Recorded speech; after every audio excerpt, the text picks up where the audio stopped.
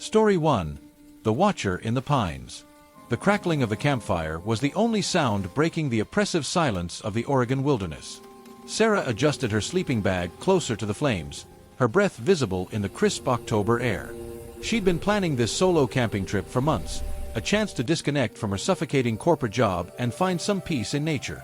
The campsite she'd chosen was remote, accessible only by a narrow dirt road that wound through towering pine trees. No cell service, no other campers for miles. Just her, the forest, and the solitude she desperately craved.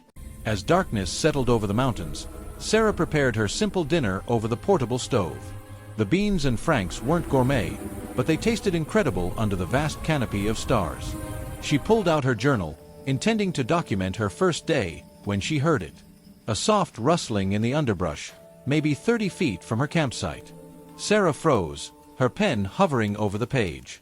The sound came again, deliberate, methodical. Not the random movements of a small animal, but something larger. Something moving with purpose. "Hello," she called out, her voice barely above a whisper. The rustling stopped immediately. Minutes passed in complete silence.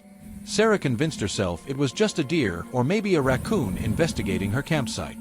She resumed writing, but her hand trembled slightly as she formed the letters. Around midnight, she finally crawled into her tent, zipping it shut despite the mild claustrophobia she felt being enclosed. The fire had died to glowing embers, casting dancing shadows through the thin nylon walls. That's when she saw it. A shadow moved across the fabric of her tent, tall, unnaturally thin, and completely motionless. The silhouette stood there for what felt like hours, but was probably only minutes. Sarah held her breath, afraid that even the smallest sound would alert whatever was outside to her presence. The shadow moved again, circling her tent with slow, deliberate steps. She could hear the soft crunch of pine needles under what sounded like bare feet. The footsteps were wrong somehow, too light for something that cast such a large shadow, too evenly spaced, as if the thing outside was gliding rather than walking. Sarah reached for her phone, forgetting there was no signal. The blue glow of the screen seemed blindingly bright in the darkness. 2:47 a.m. The footsteps stopped directly outside the tent's entrance. Sarah squeezed her eyes shut, praying that whatever was out there would lose interest and move on. Her heart hammered so loudly she was certain it could be heard from outside. Then came the sound that would haunt her for the rest of her life, a soft scratching against the tent fabric, like fingernails dragging across the nylon. The scratching continued for several minutes, methodical and patient, as if the thing outside was testing the material, looking for a weakness. When morning finally came, Sarah burst from her tent like a woman possessed.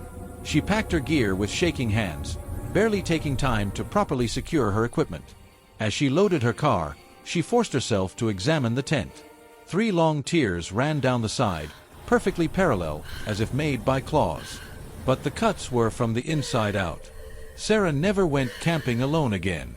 But sometimes, on quiet nights in her apartment, she swears she can still hear that soft scratching at her windows. Story 2. The Signal Fire. Marcus had been hiking the Appalachian Trail for 3 weeks when he decided to veer off the marked path. The official trail was crowded with other hikers, chattering college students, and weekend warriors. He wanted solitude, a chance to truly commune with nature. The unmarked trail he chose wound deeper into the Virginia wilderness, following an old logging road that hadn't seen use in decades. His GPS showed nothing but green. No roads, no towns, no other trails for at least 20 miles in any direction. Perfect. He made camp that evening in a small clearing beside a babbling creek. The spot was ideal: fresh water, level ground, and a natural windbreak formed by a semicircle of ancient oaks. As twilight settled over the forest, Marcus built his fire and prepared for what he assumed would be a peaceful night under the stars. That's when he saw the first signal fire. It appeared suddenly on a distant ridge, maybe 2 miles away, a bright orange flame cutting through the darkness. Marcus watched it flicker for several minutes, wondering who else might be camping in this remote area. The fire seemed too large and bright to be a simple campfire. It looked more like a bonfire, or maybe a signal fire. But signaling what? As if in response to his thoughts, another fire blazed to life on a ridge to the north. Then another to the south. Within minutes, Marcus counted 7 fires surrounding his position, each one burning with the same unnatural intensity. He tried to rationalize what he was seeing. Maybe it was some kind of Forest Service training exercise. Or perhaps a group of hikers had coordinated to meet up in this area. But the fires were too far apart, too perfectly positioned, and far too bright for normal campfires. Marcus grabbed his binoculars and focused on the nearest fire. What he saw made his blood run cold. The flames weren't coming from logs or kindling. They seemed to burn directly from the ground itself, reaching 20 feet into the air without any visible fuel source. And around each fire, Marcus could make out shapes moving in the darkness. Slow, ritualistic circles. He lowered the binoculars with trembling hands. This was wrong. Everything about this situation was wrong. Marcus quickly doused his own fire and retreated to his tent, but sleep was impossible. All night long, the signal fires burned with unwavering intensity. He could hear sounds carried on the wind, not quite human voices, but something that might have been singing or chanting in a language he didn't recognize. As dawn approached, the fires began to fade one by one. By full daylight, they had all disappeared, leaving no trace of smoke or ash on the distant ridges. Marcus packed his gear and hiked toward the nearest fire site, driven by a mixture of curiosity and dread. The climb took him 3 hours, but when he finally reached the ridge, he found only bare rock and scattered pine needles. No burn marks, no ashes, no sign that a fire had ever burned there. But carved deep into the stone were symbols, geometric patterns that seemed to hurt his eyes when he looked at them directly. The carvings were old, weathered by decades of exposure, but the rock around them looked freshly scarred, as if the symbols had been reactivated somehow. Marcus fled back to the main trail, hiking harder than he ever had before. He didn't stop until he reached a ranger station 15 miles away. When he tried to describe what he'd seen, the elderly ranger just nodded knowingly. "You went into the old Cherokee ceremonial grounds," the ranger said quietly. "The tribes used to say that place was a doorway between worlds. Most folks are smart enough to stay away. But I saw fires. There were people up there." The ranger shook his head. "Son, those grounds have been empty for over 100 years. Whatever you saw up there, it wasn't people." Story 3. The Midnight Hiker. The Pacific Crest Trail had been Jake's obsession for 2 years. He'd hiked sections of it before, but never attempted the full journey from Mexico to Canada. This summer was finally his chance. 3 months of solitude, self-reliance, and the kind of personal growth that only came from pushing yourself to the absolute limit. He was deep in the Washington Cascades when he decided to night hike through a particularly challenging section. The trail cut across an exposed ridge with stunning views of the surrounding peaks, but daytime temperatures had been brutal. Hiking at night would be cooler and more comfortable. Jake had done plenty of night hiking before. His headlamp was high quality, his GPS was reliable, and he knew the trail well from studying maps and elevation profiles. What could go wrong? The trouble started around 2 a.m., when Jake realized he was no longer alone on the trail. The footsteps had been following him for over an hour, always the same distance behind, matching his pace exactly.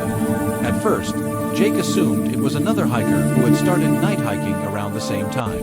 But when he called out friendly greetings, there was no response. When he stopped to rest, the footsteps stopped too. When he resumed hiking, they started again. Jake tried slowing down, thinking the other hiker might want to pass. The footsteps slowed to match. He tried speeding up, hoping to put some distance between them. The footsteps quickened accordingly. The most unsettling part was how perfectly the other hiker matched his rhythm. It wasn't just someone walking behind him, it was someone deliberately mimicking his every step, his every movement, as if they were playing some kind of twisted game. Jake finally stopped and spun around, shining his headlamp back down the trail. The beam cut through the darkness, illuminating about 50 feet of rocky path before disappearing into the black void beyond. There was no one there, but as soon as Jake turned around and started walking again, the footsteps resumed. Same distance, same pace, same eerily perfect synchronization. Jake's unease turned to genuine fear when he realized the footsteps were getting closer. What had been a comfortable 50-foot gap was now maybe 30 feet. Then 20. The unknown hiker was closing the distance without changing pace, which should have been impossible. Jake broke into a run. Behind him, the footsteps immediately matched his sprint. No matter how fast Jake ran, no matter how his lungs burned and his legs ached, the pursuer kept pace effortlessly. The sound of feet hitting the trail became a rhythmic pounding that seemed to echo inside Jake's skull. When Jake finally collapsed from exhaustion, gasping for air on the rocky trail, the footsteps stopped immediately. The silence was even more terrifying than the pursuit had been. Jake lay there for several minutes, listening to his own ragged breathing and the frantic hammering of his heart. Slowly, carefully, he turned his headlamp back down the trail. Standing just at the edge of his light beam was a figure that made Jake's mind struggle to process what he was seeing. It looked like a person, but wrong in every possible way. Too tall, too thin, with arms that hung down past its knees and a face that seemed to absorb light rather than reflect it. The thing stood perfectly still, watching him with eyes that reflected his headlamp like an animal's. When Jake scrambled to his feet and ran again, it followed with the same tireless mechanical pace. Jake ran for miles, stumbling over rocks and roots, taking wrong turns in his panic. The thing followed him all night, never getting closer, never falling behind, just maintaining that constant, terrifying presence. When dawn finally broke over the mountains, Jake found himself completely lost. His GPS showed he was miles off the main trail, deep in unmarked wilderness. Behind him, the trail was empty, no sign of his midnight pursuer. It took Jake 2 days to find his way back to civilization. He never finished his PCT through hike, and he never went hiking alone again. But sometimes, on quiet nights, he swears he can still hear those perfectly synchronized footsteps echoing in the darkness behind him.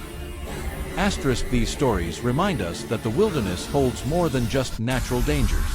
Sometimes the most terrifying encounters happen when we're completely alone, with nowhere to run and no one to call for help. Subscribe for more chilling tales that will make you think twice about venturing into the dark corners of our world. ****